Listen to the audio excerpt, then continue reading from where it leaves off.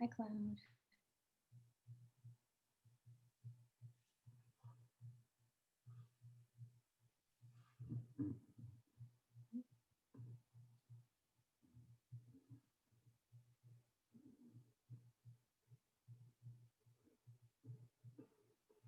Welcome everyone to Breaking into the Film Industry. Today we have a special guest, Brett Dismuke of the UMC channel, Urban Movie Channel. Brett, how are you? Welcome. I'm great. I'm great. I'm happy to be here. How are you doing today?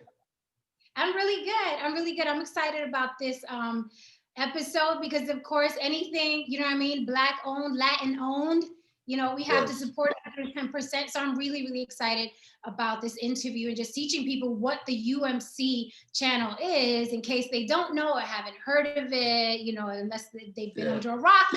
We are here to school everyone today. And you Right. guys are such pioneers, but I like taking it from the very beginning. So can you please go into the history of the Urban Movie Channel? So okay. So it's funny because things are becoming full circle. So we are actually not using the name Urban Movie Channel anymore. So What? we are just UMC. So Gotcha. we have evolved, and similar to other networks, like people don't refer to ABC as the American Broadcast System company Correct. anymore, right?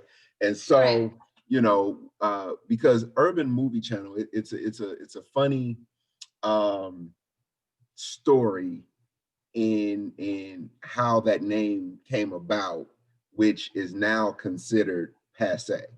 Because one, I was actually in some of the rooms in the late 90s when I was still in the music industry, when we decided the term urban was going to be a catch-all to represent Black content, right? Mm-hmm. But then as hip hop, you know, started to take over country music as the number one genre in America, and the labels realized that uh, the largest consumer of hip hop was not necessarily Black people. They felt uneasy about calling it Black music, right? And so they were like, well, what could we say that is a catch-all?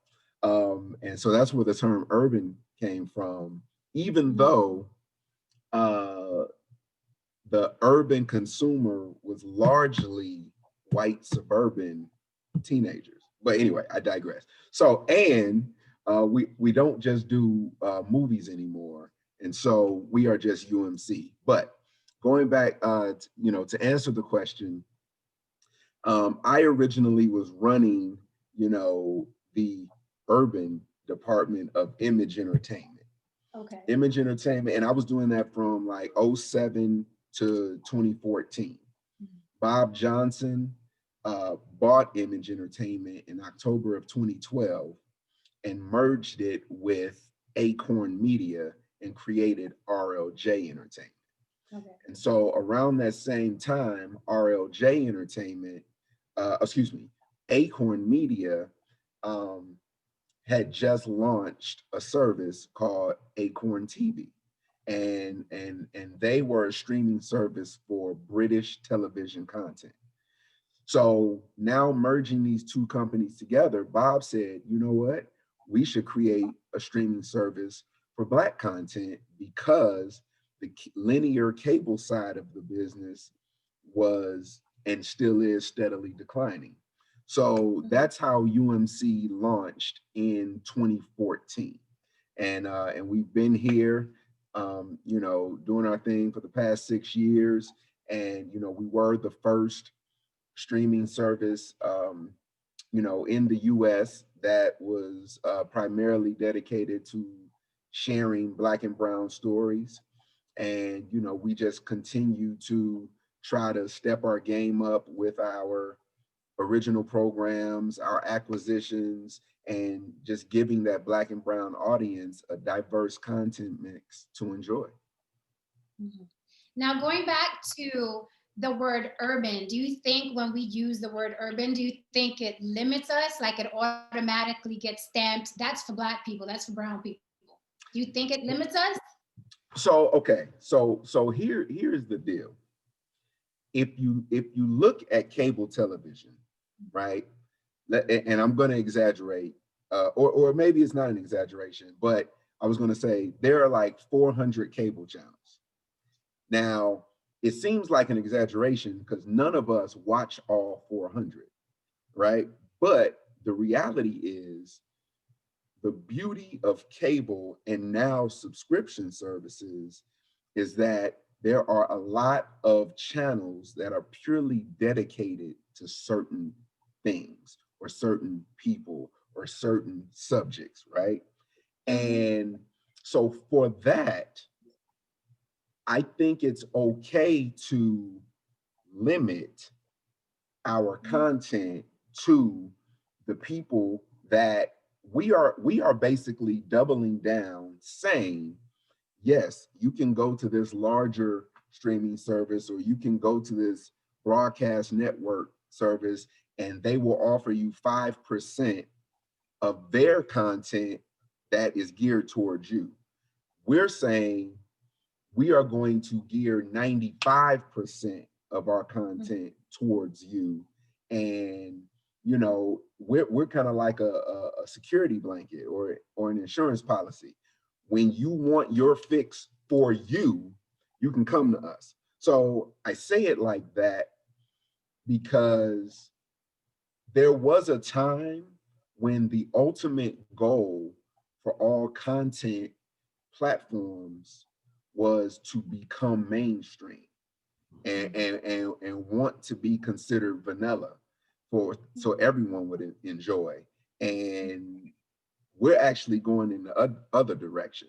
So we're doubling down and saying all shades of black, all shades of brown, come over here and let us give you what you want. Nice. I Yeah. mean, I love that. I love that. Exactly what you said. Like, if you want to look at cooking shows, you go to the Food Network. Right. If you want to look at fishing, you go to the Fishing Network. So I don't think there's anything wrong with having a place where it's like, you know what? I just want to watch some Black films. Right. I want to Right. see me on TV. Right. Fishermen do it. When fishermen want to see other people fishing, they do it. So Yeah. I totally agree with that concept. Now, do you guys at UMC acquire films, or do you get involved in the financing and production of films? Right. So right now, when it comes to feature films, we only acquire them. And whether it's an independent film or whether it's a cult classic film by one of the major studios, or a documentary and things like that, all of that type of content we acquire. And on the original production side, we do finance and produce series.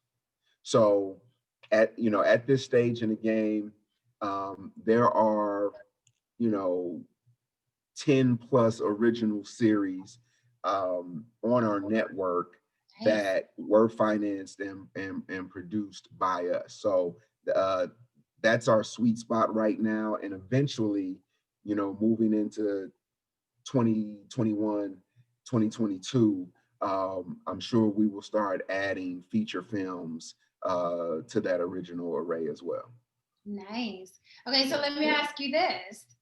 What if there were a white filmmaker who's Mhm. done an all white cast film? Can they find a home at the UMC, or would you be kind of like, well, that's No, no. okay. So, and right, and just to keep it funky, now here's the thing. If you are a white filmmaker and you are telling a story that is a black and or brown story, then we are here for that film. But if Okay. you are telling a white story, UMC is not the home for you. There are plenty of other places that are willing to give you a platform for that project. Okay. Yeah. Period. I had to throw that in there. It seems so Right. apropos. Period. Who are your competitors right now, and why do you think they're your competitors, if you have any? Some people feel like I ain't got no competitors. Right. So, I will say this.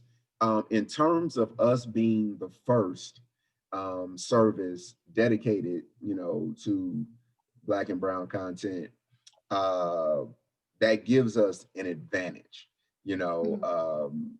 when it comes to market share and things like that. However, I am a firm believer that you need other companies to be in the same space as you. If you are the only, company in a particular space, then it's only a matter of time before someone funding that company says, well, wait a minute, nobody else is doing this. Maybe we should put our money elsewhere. And a lot of times people don't look at it that way, Mhm. because a lot of decision makers, in Hollywood and in business in general are bandwagon and they're copycat, right? And so they'll look at somebody else and say, okay, we're spending money on X, but these other three companies don't have anything that looks like X. Now, Mhm. being an entrepreneur, you would look at that opportunity and say, oh, let's double down on X and keep going because no one else is doing it.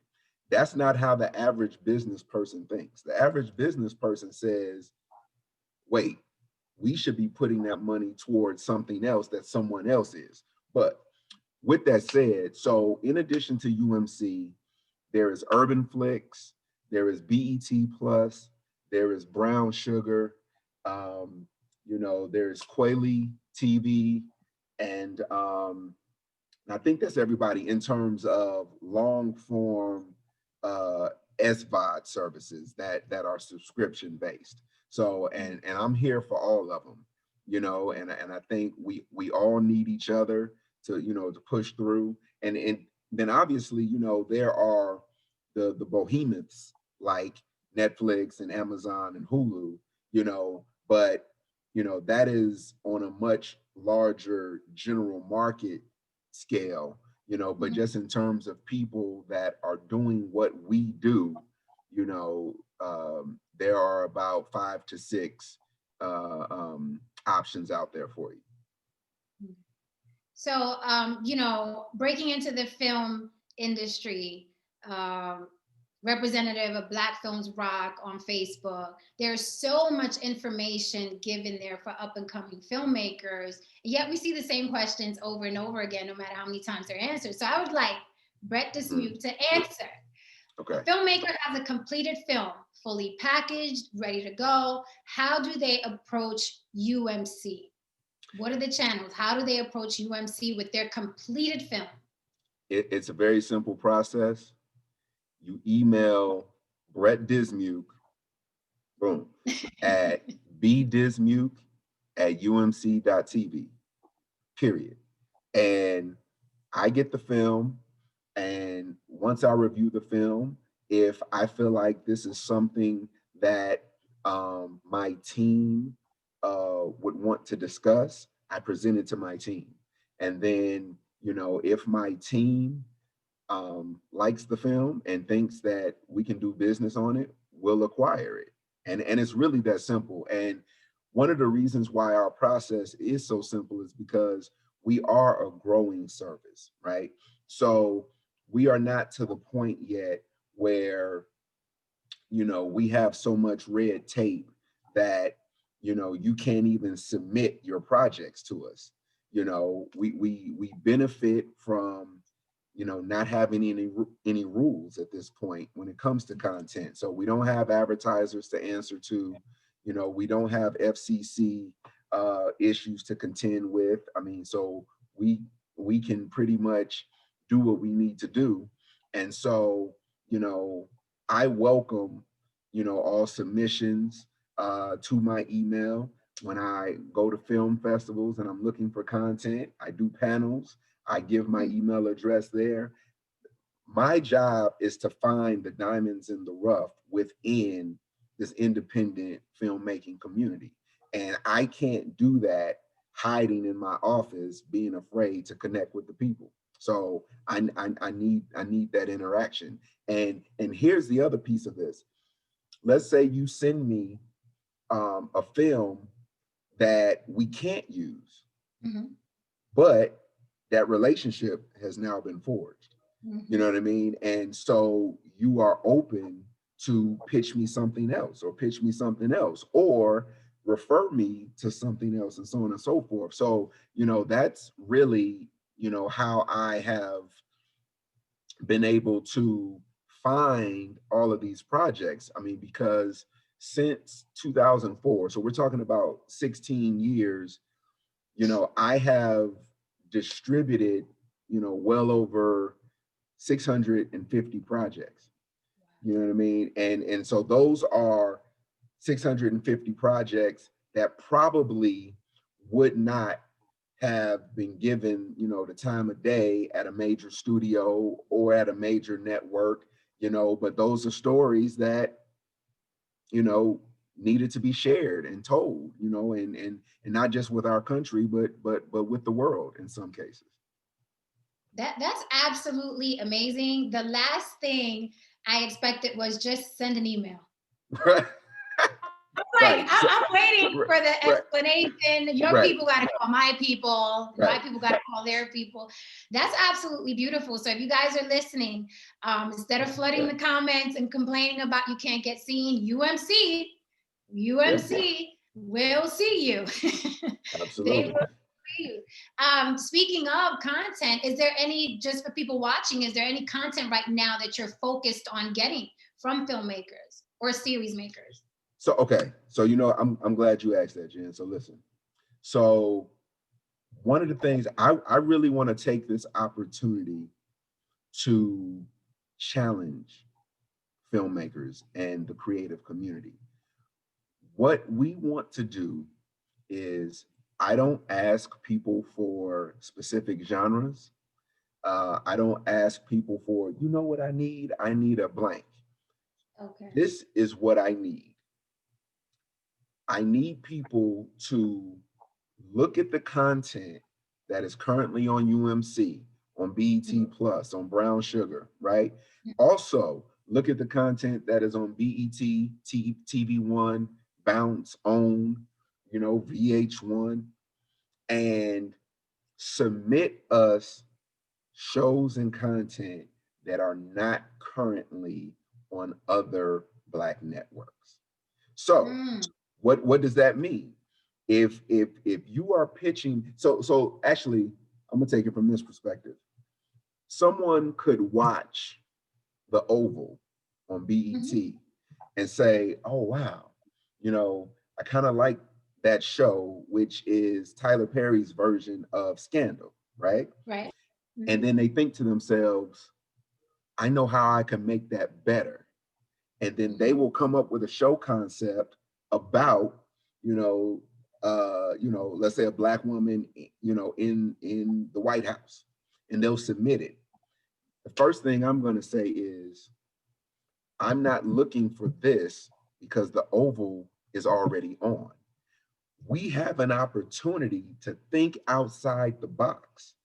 like let your imagination run wild, and those are the type of shows that we want. I don't want to just do, you know an updated version of Living Single.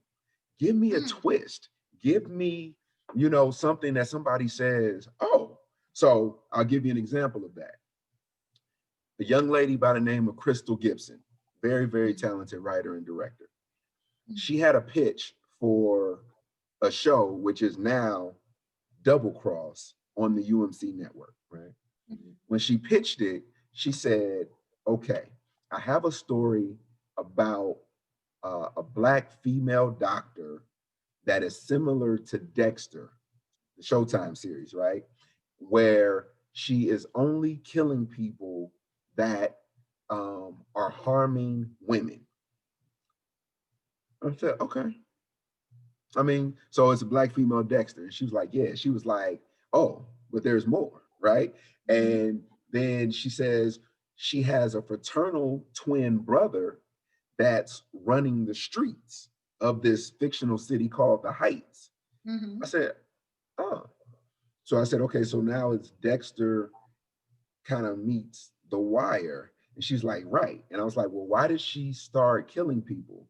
She said she starts killing people because she finds her fiance is sleeping with a man and she snaps. And I said, okay, well, hold on. And so you see her face? So that was my face. And I was like, oh, see, that's what I'm talking about. Because at that point in her pitch, there was nothing like that on Black television. Now, I'm gonna be honest with you. I cannot tell you all the shows that are on CBS and NBC and HBO. I can tell you backwards and forwards, the Black content that's on, because that's what I do. You know what I mean? Right. And so I knew at the moment of that pitch, there was nothing else like this on Black television. And so that started the conversation with my team. And here's the other thing. When it comes to my team is a direct replica of our subscriber base. You know what I mean? So our subscriber base is predominantly African American women, ages 25 to 54, but our sweet spot is 28 to 38. Okay. So 86% female, but we still have 14% guys. So in a staff of 8 people, I looked at everybody and I realized that the UMC team looks just like the people that are watching our content. For that reason, I do something that a lot of other networks do not do. Any project that is acquired and or produced by UMC has to get a 75% approval from my entire team. So Wow. so I'm not just looking at content and then telling the team this is what we're releasing. Mhm. Our team collectively votes on everything when it comes to content, and that is the way that we've been able to be successful. And over the last 2 years, we've grown over 400% in our subscriber base because I think our content is speaking to the people. So I had to say that because I've worked at a lot of companies over the last 26 years. Most companies do not operate in that fashion.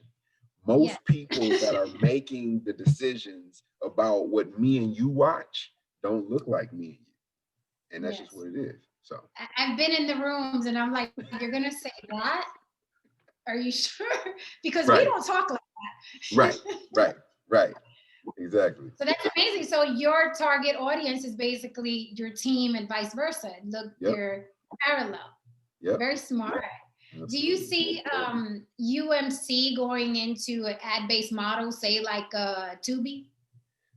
So no, No. UMC as configured will continue to be a subscription service. Now, at some point, if it makes sense for us to have an offspring that Mhm. delves into, the AVOD territory, that could be on the table. Now, But can you explain AVOD territory for yes, people that are just like, what is that? yeah. So SVOD is subscription based video on demand. So, Okay. in order to view that content, you have to pay a monthly subscription fee. AVOD is advertising based video on demand. So, that means the companies that are exploiting the AVOD rights, when you go onto their sites, you can watch that content for free. But Mhm. that company makes their money by charging advertising rates to companies as opposed to charging you a subscription service. I mean, a subscription fee, excuse me. Now, why out of all there are a lot of streaming networks popping up, right? Yeah, Everybody's like, wait a minute, we can do that too. Why did we do that? yeah. Why, and people love holding on to their coins, Right, right? Not just right. spending money, especially now. So why UMC versus Brown Sugar versus Hulu versus Tubi? Like, why UMC? What am I going to get at UMC as a Right. consumer that I'm not going to get elsewhere? Well, I think in terms of Black and Brown content, UMC has the most diverse content mix of any of the services. So not only are we giving you original series of a variety of genres. So we don't just have romantic comedies, we have crime drama, we have sitcoms, we have, thriller series, we have reality shows, we have docu-series. Shout out to Ralph Tresvant for just launching A Closer Look on UMC, which is our new music documentary show, with our second episode being Brian McKnight. We are giving you Wow. all of this original fare, but then we are also giving you independent films, award-winning independent films that you quite frankly haven't seen anywhere else. We're giving you stage plays. There's a large stage play community within our country that, goes overlooked a lot of times. But, if you pay attention to when these plays go out on the road, these plays sell out Mm-hmm. across the country. You know what I mean? Mm-hmm. So there's a large audience for that. We also, every month, we offer 2 to 3 cult classic films from the studio. So you can go to UMC and watch a Boomerang, a Love and Basketball, a Love Jones. Right now we have Rosewood on the channel, and and every month we just try to mix that up. But also, we have content from our sister network, WeTV. So if you want to watch, growing up hip hop, or Love After Lockup, or Life After Lockup, or Waka and Tammy, Marriage Boot Camp, all of those Also on UMC. programs are also on UMC. You know what I mean? So in terms of diversity, you know, we are definitely checking all the boxes. Okay. Now I don't want to let that slip by. You said your sister network, WeTV. Yes. Okay. Yes. Okay. How is UMC connected to WeTV? Okay. So AMC Networks purchased RLJ Entertainment back in at the end of 2018. So under the AMC Networks umbrella, we have 4 cable networks. So that would be WeTV, IFC, Sundance, and then the mothership, which is AMC. Then on the subscription side, we have UMC for the Black and Brown content. We have Acorn TV for the British television content. We have Shudder for the horror content. We have Sundance Now for general fare of everything. And now we have AMC Plus. So, under the AMC Networks umbrella, we have a pretty diverse package of content that, quite frankly, can entertain the whole family. But in particular, WeTV, which has original programming for the African American community on Thursday nights, and original programming for the general market community on Friday nights, and then Saturday through Wednesday, it's all about crime procedurals, Law and Order, and Criminal Intent, and things like that, right? So, even with that content mix, WeTV and UMC have worked very closely together, not just sharing content, but also co-producing shows like Beyond the Pole, which season 2 for that is coming at the top of the year. So, What if you're a Black or brown filmmaker, what are the benefits of pitching to UMC versus working with a Netflix? well, you know what? I liken it to like coffee or fast food, right? you know, whether you like Starbucks or Coffee Bean or Seattle's Best or, you know, right? Um, you can get the same type of coffee at any of those places. However, for whatever reason, we all pick our favorite and we gravitate towards that particular coffee or those particular French fries. UMC is no different. We want you, when you deal with UMC, whether it's on the business side or as a viewer, we want you to feel good. We want you to feel special, you know, and I won't speak on the business models of some of our competitors, but I can tell you when it comes to sitting down and uh, you know, setting up the marketing campaigns for our releases, we're not just going to acquire your project and just, you know, throw it up and say, if people watch it, they watch it. No, we're actually going to, you know, give that project some attention, give it its own, you know, marketing campaign, and, you know, and work with the filmmaker in creating that experience. You know, now this is also the question that you ask is also related to a business side, and that is if you pitch your project to Netflix, BET Plus, Urban Flicks, Amazon, Hulu, and UMC, you may get a wide variety of financial offers for said project. But know this, UMC is competitive with all of them. So if if you know if you pitch your project to us and let's say the license fee is comparable to what Netflix is offering, then you have to ask yourself, what is more important to you?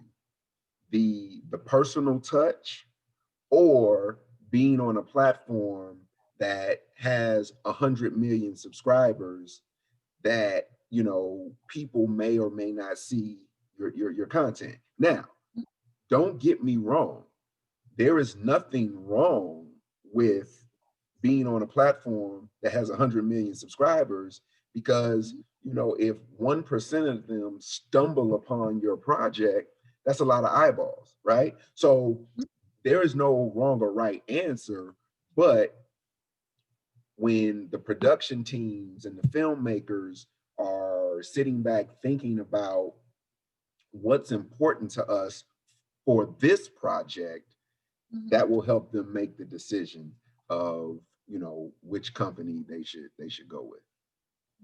So if you don't want nobody dancing in the back of your video, go on over to Come to death row. UMC. No, listen, I said it. I said it.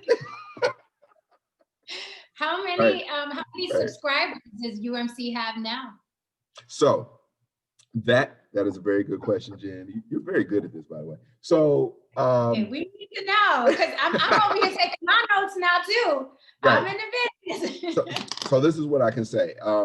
Because there is such a competitive landscape right now with all of these new services popping up, what that essentially means is a lot of companies are jockeying for position because, as we know, we've seen this in the music business, we've seen this with some of the TV networks, the film studios.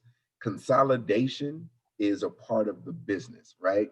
So as people are popping up, they are keeping their numbers close to the vest in case, you know, there are other companies that are interested in buying them and they don't want to overvalue or devalue their offerings. So what I will tell you is this, and this is public information, the AMC Networks SVOD group, which is made up of those 5 services that I listed before, combined, we are serving about 4 million subscribers currently.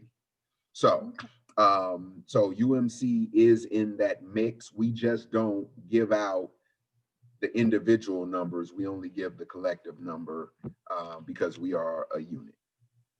Okay, so 4,000,001 because you got me now. Well, good, good. I appreciate that. I am subscribing today. Okay. Perfect. I appreciate it. And you know what? And how about this? I got something for you.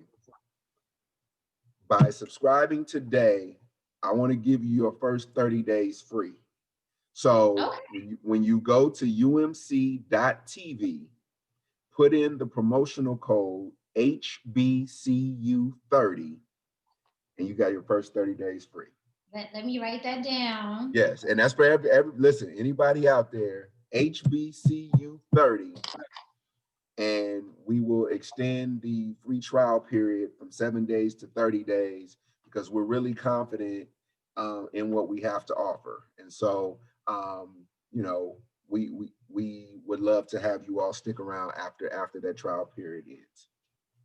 Absolutely. I am in. I wanted to speak a little bit about, social media because we all use it, right? We all need it, right? It's free marketing.